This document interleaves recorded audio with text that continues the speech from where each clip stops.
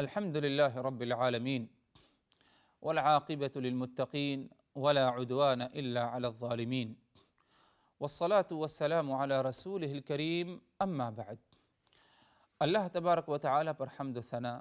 اور اس کے نبی کریم صلی اللہ علیہ وسلم پر بے شمار بے حد بے عدد درود و سلام کے بعد، ناظرین کرام، قصص القرآن کے اس سلسلے وار پروگرام میں ہم آپ کی خدمت میں حاضر ہیں۔ السلام علیکم ورحمۃ اللہ وبرکاتہ۔ محترم ناظرین، آج کی اس نشست میں ہماری سلسلہ گفتگو جاری ہے جنگ بدر سے متعلق۔ گزشتہ نشست میں بات پہنچی تھی کہ رسول اللہ صلی اللہ علیہ وسلم کو اور ان کے ساتھیوں کو اللہ تبارک و تعالی کی طرف سے ہدایات ملی کہ جنگ میں کامیابی کے لیے اور کفار کو شکست دینے کے لیے کیا تمہیں کرنا ہوگا۔ اللہ کا ذکر کثرت سے کرنا ہوگا، اللہ اس کے رسول کی اطاعت کثرت سے کرنی ہوگی، اپنے آپ کو اختلاف سے بچانا ہوگا، تب جا کر کے اللہ تبارک و تعالیٰ کی مدد پہنچے گی۔ رسول اللہ صلی اللہ علیہ وسلم نے اپنے لشکر کے لوگوں کو، افراد کو تیار کیا، اور یہ بات جو پیش آئی ہجرت کے دوسرے سال 17 رمضان کی صبح کو، 17 رمضان کی صبح کو آپ صلی اللہ علیہ وسلم نے لشکر کو صحیح کیا اور لشکر کی ترتیب کی، اور آپ صلی اللہ علیہ وسلم نے کیا ہے اپنے ساتھیوں کو کچھ نصیحتیں بھی کی۔ نصیحتوں کا خلاصہ یہ کہ تم جب لڑو گے جنگ کے موقع پر تو تم ڈٹ کے لڑنا، کسی قسم کا جو ہے خوف نہ ہو، اور اگر تم لڑو گے اللہ سے ثواب کی امید رکھتے ہوئے تو میرے طرف سے تمہیں یہ گارنٹی ہے، ضمانت ہے کہ اگر تمہیں شہادت نصیب ہو جائے گی تو اللہ تبارک و تعالی تمہیں جنت ضرور کیا ہے نصیب فرمائے گا۔ اسی لیے اللہ تعالی کے رسول صلی اللہ علیہ وسلم نے اسی موقع پر، جنگ بدر کے موقع پر، صحابہ کرام سے کہا قوموا الی جنت عرضها السماوات والارض، اٹھو اس جنت کی طرف جاؤ، اس جنت تک پہنچنے کی کوشش کرو جس کی چوڑائی عرض 7 آسمان اور زمین کے برابر ہے۔ اس کے ذریعے آپ صلی اللہ علیہ وسلم نے صحابہ کرام کے اندر جذبہ پیدا کرنا چاہا۔ اسی لیے آپ صلی اللہ علیہ وسلم کے یہ فرمان سنتے ہی کہ اٹھو اس جنت کی طرف جاؤ جس کی چوڑائی 7 آسمان زمین کے برابر ہے، صحابہ کرام میں سے ایک صحابی کھڑے ہوئے جن کا نام عمیر ابن الحمام الانصاری رضی اللہ عنہ ہے، فرمانے لگا یا رسول اللہ، جنت اور وہ جنت جس کی چوڑائی 7 آسمان اور زمین کے برابر ہے؟ آپ صلی اللہ علیہ وسلم نے کہا جی ہاں، جنت کی جو چوڑائی ہے وہ 7 آسمان اور زمین کے برابر ہے۔ صحابی رسول نے کہا بخن بخن، عربی میں بخن بخن کہتے ہیں کسی چیز کو کمتر، حقیر سمجھنے کو، معمولی سمجھنے کو، بے فائدہ چیز کے لیے بخن بخن ہوتا ہے، اور یہ بخن بخن استعمال کیا انہوں نے دنیا کے لیے، دنیا کی زندگی کے لیے۔ یہ دنیا کی زندگی کیا ہے؟ معمولی سی زندگی ہے، ہم اپنی جان بچا کر اس دنیا میں کیا کریں گے؟ بخن بخن۔ ان کے ہاتھ میں کھجور تھے، ان کھجورے کے ٹکڑوں کو جو ہے پھینکا اور کہا کہ اگر میں زندہ رہوں تو یہ طویل زندگی پا کر کیا کروں، حالانکہ شہادت کیا ہے میرے سامنے ہے، یہ جنت مجھے حاصل کرنی ہے جس کے بارے میں آپ نے جو ہے ہمیں بتایا کہ جنت کی چوڑائی جو ہے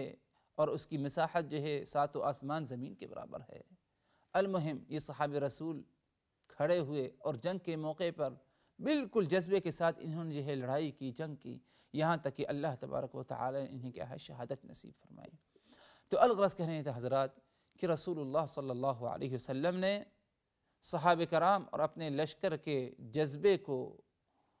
زندہ کرنے کے لیے، جذبے کو ابھارنے کے لیے، اور آپ اپنے ساتھیوں میں اعتماد، یقین، بھروسہ، کامیابی کا ڈالنے کے لیے آپ صلی اللہ علیہ وسلم نے چند نصیحتیں وصیتیں فرمائیں۔ اسی طرح رسول اللہ صلی اللہ علیہ وسلم نے خود اس جنگ میں، جنگ بدر میں کیا ہے، شرکت بھی کی۔ نہ کہ صرف آپ کیا ہے لوگوں کو رغبت دلاتے رہے، بلکہ لوگوں کو رغبت دلائی، لوگوں کو جنگ کے لیے ابھارا، جذبہ ڈالا ان کے اندر، اور ساتھ ہی ساتھ آپ صلی اللہ علیہ وسلم خود اس جنگ کے موقع پر کیا ہے میدان میں اتر کر کیا ہے لڑتے رہے۔ اس لیے صحابہ رسول فرماتے ہیں کہ اس جنگ بدر کے موقع پر ہم نے جتنا زیادہ شدید مکمل قوت اور طاقت کے ساتھ آپ صلی اللہ علیہ وسلم کو قتال اور لڑتے ہوئے دیکھا، ہم میں سے کسی کے اندر بھی جو ہے وہ چیز اور وہ جذبہ، وہ طاقت کیا ہے نہیں پائی گئی۔ المہم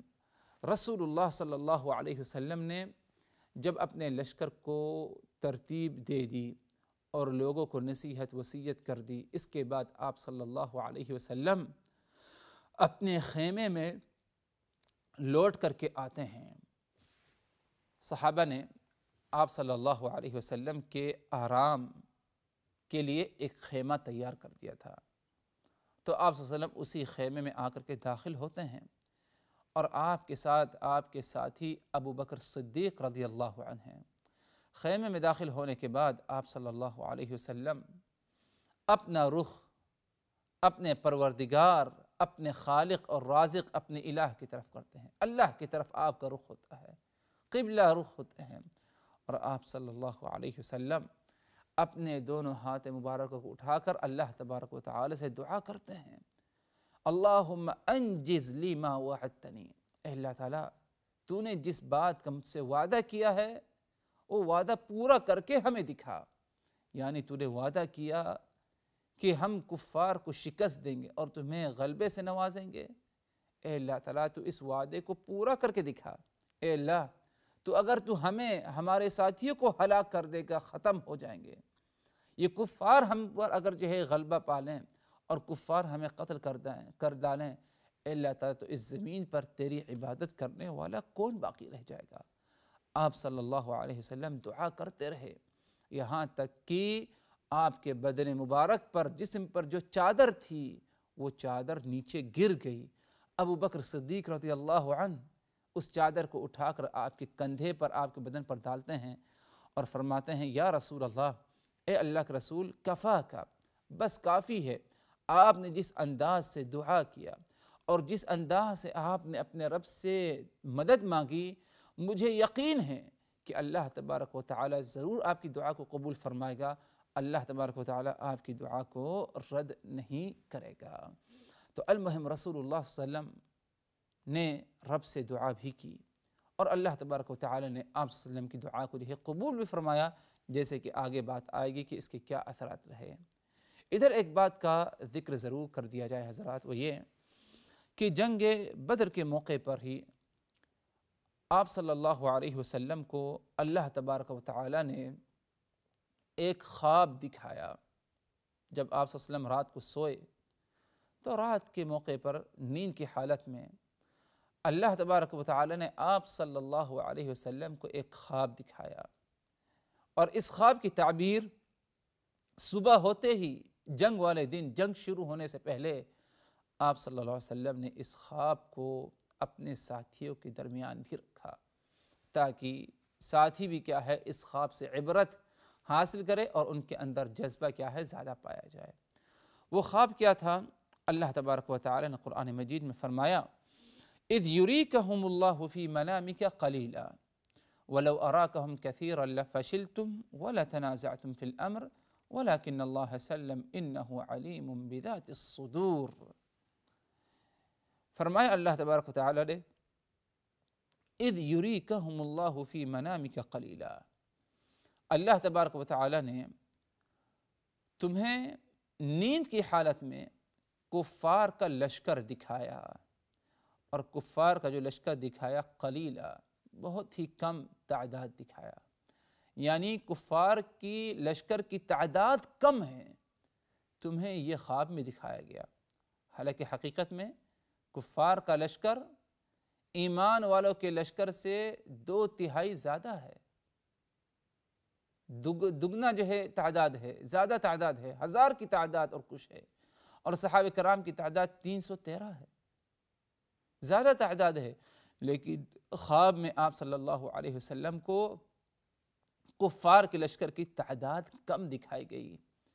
وَإِذْ يُرِيكَهُمُ اللَّهُ فِي مَنَامِكَ قَلِيلًا، اللہ تبارک و تعالی نے آپ کو خواب میں کیا ہے، تعداد کفار کے لشکر کی کم دکھائی۔ وَلَوْ أَرَاكَهُمْ كَثِيرًا،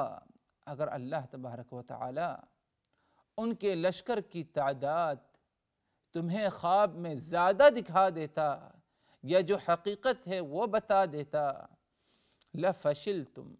تو شاید تم بزدل ہو جاتے اور تمہیں شکست حاصل ہوتی، وَلَتَنَازَعْتُمْ فِي الْأَمْرِ، اور تمہارے آپس میں اختلاف بھی ہوتا، وَلَكِنَّ اللَّهَ سَلَّمَ، لیکن اللہ تبارک و تعالی نے تمہیں کیا ہے، بچا لیا۔ کیا مطلب؟ مطلب یہ کہ کفار کی تعداد، ان کے لشکر کی تعداد زیادہ ہونے کے باوجود تمہیں جو خواب میں دکھایا گیا وہ کم تعداد دکھائی گئی۔ اگر زیادہ تعداد دکھایا جاتا تمہیں خواب کی حالت میں تو تم شاید ہمت پست ہو جاتے، خوف پایا جاتا، کیونکہ ظاہر سی بات ہے زیادہ تعداد ہے، انسان سنتے ہی فطری طور پر ڈر جاتا ہے، اور جب انسان ڈر جائے، خوف زدہ ہو، تو ہمت بھی اس کی کیا ہے، پست ہو جاتی ہے۔ لیکن ہم نے خواب میں تعداد تمہیں کم دکھایا، قلیل دکھایا، تاکہ تمہارے اندر ہمت زیادہ پائی جائے کہ ہاں قلیل تعداد ہے، ہم جم کے اگر لڑیں گے، ڈٹے رہیں گے تو ہم ان کو ضرور کیا ہے، شکست دیں گے۔ اللہ تبارک و تعالی فرمایا اگر ہم وَلَوْ أَرَاكَهُمْ كَثِيرًا، اگر ہم کفار کے لشکر کی تعداد تمہیں زیادہ دکھا دیتے، لَتَنَازَعْتُمْ فِي الْأَمْرِ، تو لَفَشِلْتُمْ، تو تم کیا ہے، شکست پا لیتے، اور وَلَتَنَازَعْتُمْ فِي الْأَمْرِ، تمہارا آپس میں کیا ہے، اختلاف بھی ہوتا، کیونکہ صبح ہوتے ہی آپ صلی اللہ علیہ وسلم کو یہ خواب بتانا تھا لوگوں کو، تو اگر کثیر تعداد دکھا دی گئی ہوتی خواب میں، اور صبح ہوتے اب صحابہ کرام کو یہ کثیر تعداد بتا دیتے کہ ہاں خواب میں، اور نبی کا خواب سچا ہوتا ہے کہ خواب میں جو تعداد دکھائی گئی مجھے کفار کے لشکر کی وہ کثیر تعداد، بڑی تعداد تھی، تو صحابہ کرام، انسانی فطرت کا تقاضا یہ ہے کہ صحابہ کرام جو ہے ہمت پست ہو جاتے کہ اتنی کثیر تعداد اور ہماری قلیل تعداد، کیسے ہم ان کو کیا ہے، شکست دیں گے۔ وَلَا تَنَازَعْتُمْ فِي الْأَمْرِ، اور اگر تعداد زیادہ دکھائی دی گئی ہوتی تو تم آپس میں اختلاف کرتے۔ کیا اختلاف کرتے؟ تم میں سے ایک گروہ کہتا کہ نہیں چلو لوٹ چلیں ہم مدینہ المنورہ اور ہم جو ہے نہ لڑیں، کیونکہ عقل اس بات کو قبول ہی نہیں کرتی، مان ہی نہیں سکتے کہ ہم یہ قلیل تعداد اتنی کثیر تعداد کے ساتھ کیسے لڑ سکتے ہیں، ہم ان کو کیسے شکست دیں گے، تو بہتر یہی ہے مصلحتاً ہم مدینہ المنورہ لوٹ آئیں۔ تمہارے اندر یہ اختلاف پایا جاتا اگر ہم تمہیں خواب میں دکھاتے کہ کفار کی تعداد زیادہ ہے، لیکن ہم نے دکھایا کہ کفار کی تعداد کیا ہے، قلیل ہے لشکر کی۔ اذ یریکہم اللہ فی منامک قلیلا، ہم نے خواب میں دکھایا کہ ان کفار کا جو لشکر ہے ان کی تعداد کیا ہے، قلیل ہے۔ اللہ تبارک و تعالی فرمایا ولیکن اللہ سلم، اللہ نے تم سبھوں کو آپسی اختلاف، رائے کے اختلاف سے بچایا، اور تمہارے اندر بزدلی یا جو ہے جسے کہتے ہیں ہمت پست جو چیز پائی گئی، اللہ نے ان چیزوں کو تمہارے اندر کیا ہے، اس خواب کے ذریعے کیا ہے، ختم کیا۔ تو یہ بھی اگر دیکھا جائے حضرات تو اللہ تبارک و تعالی کی طرف سے ایک اہم نعمت تھی، ایک اہم احسان تھا، ایک اہم مہربانی تھی رسول پر اور صحابہ کرام پر جنگ بدر کے موقع پر، کہ خواب کے ذریعے کیا ہے، آپ کو تسلی، آپ کے صحابہ کرام کو تسلی دلائی گئی، اطمینان دلایا گیا، اس کے ذریعے آپ کا جذبہ، صحابہ کرام کا جذبہ اس میں اضافہ ہوا، اور جو ہے مزید کیا ہے، یقین اور بھروسہ ہو گیا کہ اللہ تبارک و تعالی ہماری مدد کیا ہے، ضرور کیا ہے، فرمائے گا۔ اسی لیے اس خواب کو دیکھنے کے بعد اگر دیکھا جائے، اس خواب کے اوپر اگر غور کیا جائے تو اس کا شمار بھی ان تمام نعمتوں اور احسانات میں ہوتا ہے جو نعمت احسانات اللہ تبارک و تعالی کی طرف سے ایمان والوں کو اور بالخصوص صحابہ کرام کو جنگ بدر کے موقع پر کیا ہے، حاصل ہوئی۔ اسی طرح حضرات جنگ بدر ہی کے موقع پر ایک نعمت، ایک احسان رسول اللہ صلی اللہ علیہ وسلم پر اللہ تبارک و تعالیٰ کی طرف سے صحابہ کرام پر یہ تھا، جیسے کہ اللہ تبارک و تعالیٰ نے قرآن مجید میں فرمایا وَمَا رَمَيْتَ إِذْ رَمَيْتَ وَلَكِنَّ اللَّهَ رَمَى، یا فرمایا فَلَمْ تَقْتُلُوهُمْ وَلَكِنَّ اللَّهَ قَتَلَهُمْ وَمَا رَمَيْتَ إِذْ رَمَيْتَ وَلَكِنَّ اللَّهَ رَمَى۔ اے نبی تم نے ان کا قتل نہیں کیا، یعنی جنگ کے موقع پر جو تم نے کفار کی گردنوں کو مارا ہے، تم نے، تمہارے ساتھیوں نے، یہ تم نے نہیں مارا گردن، وَلَكِنَّ اللَّهَ قَتَلَهُمْ، بلکہ اللہ نے کیا ہے ان کا قتل کیا۔ تم تو ایک ذریعہ بنے، تم یہ نہ سمجھو کہ تم نے قتل کیا، بلکہ حقیقت میں جو قتل کرنے والا ہے وہ کون ہے؟ اللہ تبارک و تعالیٰ کی ذات ہے۔ قلیل تعداد، تمہارے اندر ہمت کم، جذبہ کم، ہمت ڈالنے والا، جذبہ ڈالنے والا، جذبہ پیدا کرنے والا، قدموں کو جمائے رکھنے والا اللہ تبارک و تعالیٰ کی ذات ہے۔ یہ سب کچھ جو کچھ ہوا جنگ کے موقع پر اللہ کے حکم سے ہوا، اللہ نے حقیقت میں کیا ہے۔ بظاہر تم نے کیا، لیکن سب کچھ حقیقت کیا ہے؟ اللہ تبارک و تعالیٰ نے کیا۔ وَمَا رَمَيْتَ إِذْ رَمَيْتَ وَلَكِنَّ اللَّهَ رَمَى، اور جب تم نے پھینکا تو تم نے نہیں پھینکا، بلکہ اللہ تبارک و تعالیٰ نے کیا ہے؟ پھینکا تھا۔ کیا مراد ادھر؟ کیا چیز پھینکا اور کس نے پھینکا، کس پر پھینکا؟ جیسے کہ اس کی وضاحت بعض احادیث میں آتی ہے کہ جنگ بدر شروع ہونے سے پہلے آپ صلی اللہ علیہ وسلم کو حکم ہوا کہ تم کنکریاں لو اپنی مٹھی پر، اور یہ کنکریاں کیا ہے؟ تم کفار پر کیا ہے؟ پھینک دو۔ کفار حالانکہ ان کا لشکر دور تھا، ادھر تک پہنچنا مشکل تھا، ناممکن تھا، لیکن اس کے باوجود اللہ کا حکم تھا۔ آپ صلی اللہ علیہ وسلم نے ایک مٹھی کنکریاں اٹھائی اور جو ہے کفار کے لشکر پر جو ہے پھینک دیا، اور اللہ تبارک و تعالی نے وہ کنکری لشکر کے ہر لشکری پر اور ہر فرد پر کیا ہے؟ اللہ تبارک و تعالی کے حکم سے اس کا گرد غبار اور وہ کنکریاں ان کے بدن پر جا کر کیا ہے؟ لگی۔ لشکر اپنے کاموں میں مشغول تھا، لیکن آپ صلی اللہ علیہ وسلم نے جب دور رہتے ہوئے بھی جو ہے پھینکا تو وہ جا کر کے لشکر کے افراد پر پڑا، تو اللہ تبارک و تعالیٰ نے فرمایا وَمَا رَمَيْتَ إِذْ رَمَيْتَ وَلَكِنَّ اللَّهَ رَمَى، تم نے جب پھینکا تھا یہ کنکریاں تو تم نے حقیقت میں نہیں پھینکا، بلکہ اللہ تبارک و تعالیٰ نے پھینکا، کیونکہ تمہارے پھینکنے سے ادھر تک پہنچنا ناممکن تھا، لیکن ادھر تک جو پہنچ گیا یہ اللہ تبارک و تعالیٰ کے حکم سے تھا۔ یہ بھی اللہ تبارک و تعالیٰ کی طرف سے ایک نعمت، ایک احسان تھا، ایک انعام تھا صحابہ کرام پر اور رسول اللہ صلی اللہ علیہ وسلم پر۔ اب اس کے بعد حضرات جنگ شروع ہوتی ہے، اور جنگ کیسے شروع ہوتی ہے، شروعات کہاں سے ہوتی ہے، انشاءاللہ اس کی وضاحت اگلی ملاقات میں۔ اس وقت تک کے لیے اللہ تبارک و تعالیٰ کی حفاظت میں، وآخر دعوانا ان الحمد للہ رب العالمین، والسلام علیکم ورحمۃ اللہ وبرکاتہ۔